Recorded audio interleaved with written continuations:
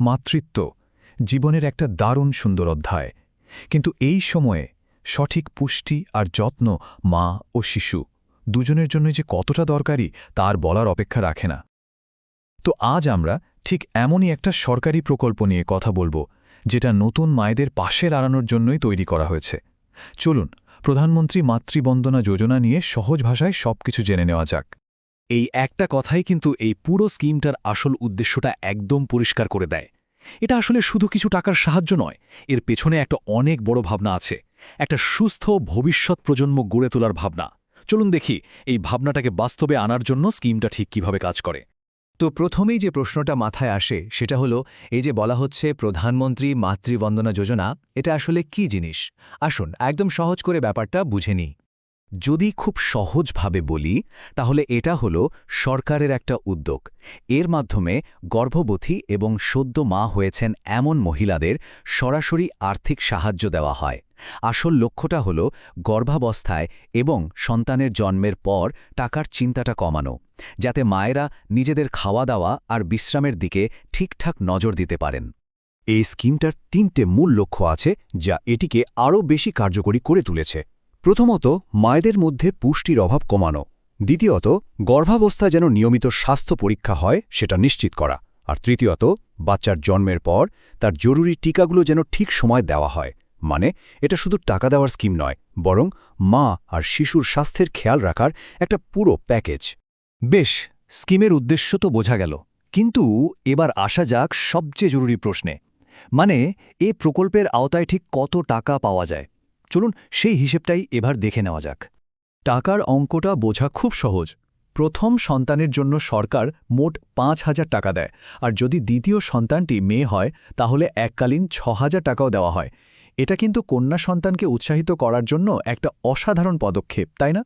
প্রথম সন্তানের ক্ষেত্রে যে ৫,০০০ টাকা, সেটা দুটো কিস্তিতে দেওয়া হয়। প্রথম কিস্তিতে ৩,০০০ টাকা পাওয়া যায় প্রেগন্যান্সি রেজিস্টার করার পর এবং অন্তত একটা হেলথ চেকআপ করালে। আর বাকি ২,০০০ টাকা দেওয়া হয় বাচ্চা জন্মের পর ওর প্রাথমিক টিকাগুলো দেওয়া হয়ে গেলে। সরকার এর মাধ্যমে নিশ্চিত করতে চায় যে মা ও শিশু যেন নিয়মিত স্বাস্থ্য ব্যবস্থার সঙ্গে যুক্ত থাকে। আর যেটা একটু আগেই বললাম, দ্বিতীয় সন্তানটি যদি মেয়ে হয় তাহলে এককালীন ৬,০০০ টাকার সাহায্য দেওয়া হয়। এই টাকাটা কিন্তু একবারে সরাসরি ব্যাঙ্ক অ্যাকাউন্টে চলে আসে। তাহলে হিসেবটা কি দাঁড়ালো?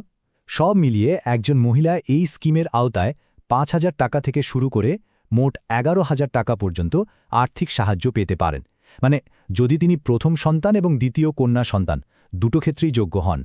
এখন প্রশ্ন হল, এই সুবিধাটা পাওয়ার জন্য কারা যোগ্য, মানে কারা কারা আবেদন করতে পারবেন? চলুন এবার সেই শর্তগুলো একটু জেনে নিই। দেখুন, শর্তগুলো খুব সহজ, মূলত ৩টে। ১. আবেদনকারী মহিলার বয়স কমপক্ষে ১৯ বছর হতে হবে। ২. পরিবারের বার্ষিক আয় ৮ লক্ষ টাকার বেশি হওয়া চলবে না। আর ৩, যেটা সবচেয়ে গুরুত্বপূর্ণ, বাচ্চার জন্মের ২৭০ দিনের মধ্যে কিন্তু আবেদনটা করতে হবে। এই সময়সীমাটা মাথায় রাখা খুব জরুরি। আবেদনের জন্য কয়েকটা জরুরি ডকুমেন্ট তো লাগবেই, যেমন আধার কার্ড, আর সেটা অবশ্যই ব্যাঙ্ক অ্যাকাউন্টের সঙ্গে লিঙ্ক করা থাকতে হবে, কারণ টাকাটা সরাসরি সেখানেই ঢুকবে।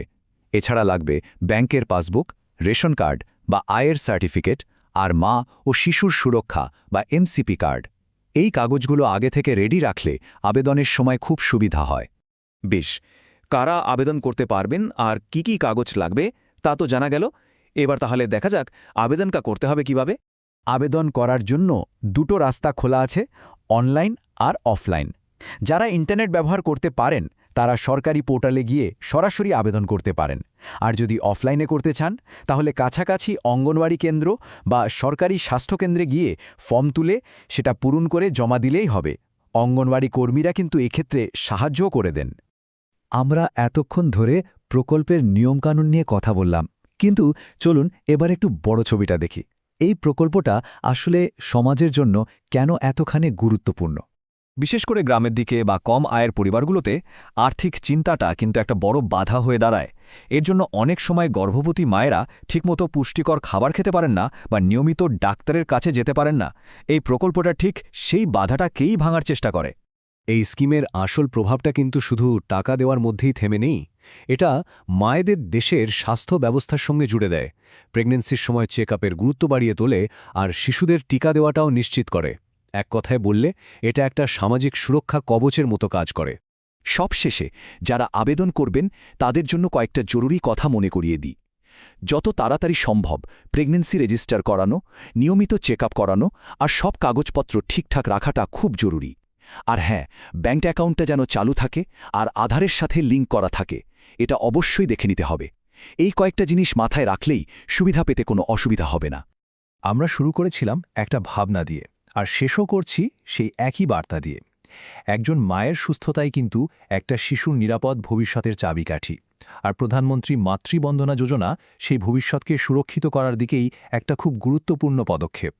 আশা করি আজকের এই আলোচনা সবার কাজে আসবে। ধন্যবাদ।